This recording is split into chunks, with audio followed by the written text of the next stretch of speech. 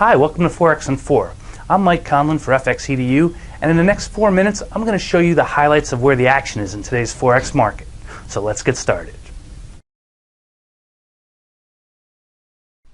Good morning. Today is Wednesday, April 27th, 2011. This morning we're talking about Fed Fund, and all eyes are going to be on the FOMC meeting today. Now, just wanted to make a note here for folks is that they've obviously changed the format. I've been discussing it for the last couple of days, but now the actual rate decision is going to be out at 12:30 Eastern Time, and then the normal 2:15 time that they used to have for the decision is now going to be the new Q&A question and answer session with Bernanke as he gives the press conference and the accompanying statement after the decision. So this is a new format. It's the first time they've done that in 96 years. So we're going to have to see how this plays out today. So it could be very interesting. But in the meantime, we've got some pretty good market movement. Markets look like they're in decidedly risk-taking mode here. We're just doing a quick peek at the pound dollar here, cable.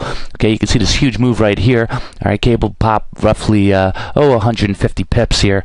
In just about a couple hours. That was because the GDP figures came in the UK, and it all but erased last quarter's contraction that they had. So the GDP figures came in as expected, showing quarter-over-quarter growth of 0.5%, year-over-year 1.8%, but it showed that the services sector came back a little bit stronger than expected, so that's a positive sign there for the pound. And as you can see, boom, it's trading higher, and it looks like we might retest last week's lows at about 166. Just want to take a quick peek at Aussie dollar. Aussie back up over 108. You can see it right there, just trading higher. Now, overnight, they had CPI data came in hotter than expected. All right, year-over-year figures up 3.3% versus an expectation of 3%. The quarterly figure was at 1.6% versus an expectation of 1.2%. So you can see that inflation is picking up in Australia. They've said that they're going to try and maintain rates. We know that the Aussie dollar here at 108 is at all-time highs.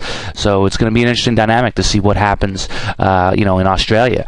Just want to show you some others here. We got dollar actually, despite its weakness versus everybody else, we've got it strengthening versus yen here. Now S&P lowered its outlook to negative. Now, if you recall, they did that to the U.S. Last week. I don't know if it's within the same genre that they were doing before, but essentially they're saying that the credit rating for Japan doesn't look good, and that comes on the back of retail sales figures, which came in much worse than expected, although I don't think anybody was expecting decent retail sales figures in light of what's happened over there with the disaster, the earthquake, the tsunami. But the retail sales came in showing that they declined 7.7% for the month of March versus an expectation of 4.7%. So got to give them a little bit of slack there. We know what's happening. Just show you real quick here, the euro. Euro's back up to recent highs. We just pushed above 147 here earlier, and looks like we might be setting in a range. And got this familiar pattern going on where, dollar just weakens overnight, comes back into the U.S. session, dollar strengthens a bit, and it sets up for the next leg higher. So that's kind of what we've been seeing in recent trade here, is that this pattern is, just sort of taking place on a daily basis. So, for a lot of U.S. traders, it's very difficult because, the pound and the euro, they make these tremendous gains overnight, and they come in and say, well, what's left to do? Well, let's try and short it because it's already moved so high. So there's been an interesting dynamic going on in the intersession market, and we're going to see what happens today. But obviously, the big news is going to be Bernanke. It's going to be this Q&A session, and it's going to be interesting to see if it's more of just a dog and pony show, if he's trying to get out in front of everybody and just say, hey, listen, here's why we're doing X, Y, and Z. This QE2 hasn't been popular at all, but a lot of people are saying, you know what, as bad as it is and as bad as it seems, this may actually be the only thing saving us right now, because politicians in Washington can't get together on fiscal policy. There's no sort of clarity. There's no confidence. And when people aren't confident, that causes them to just sort of step back and say, whoa, wait a second. And that's going to affect GDP growth, which is, the number one focus really that Bernanke's been on.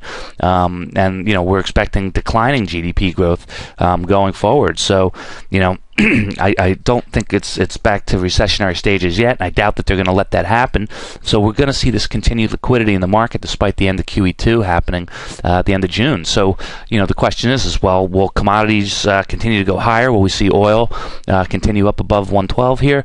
Will we get gold stabilizing above 1,500? Silver back to $50? These are all areas that people are concerned about the inflation going on. But, if you think about the broad range of things that Bernanke has to sort of focus on, he really has gotten a little bit of juice out of this QE2 here as far as keeping asset prices stable and keeping us out of deflation.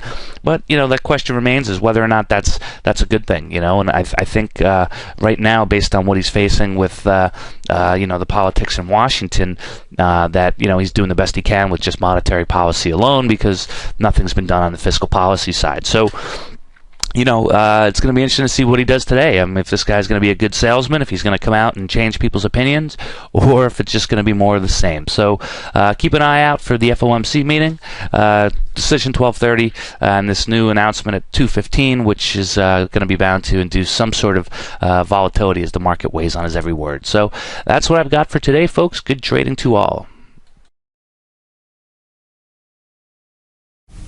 As always, be sure to check out the written blog at www.fxedu.com to get complete coverage of today's Forex market.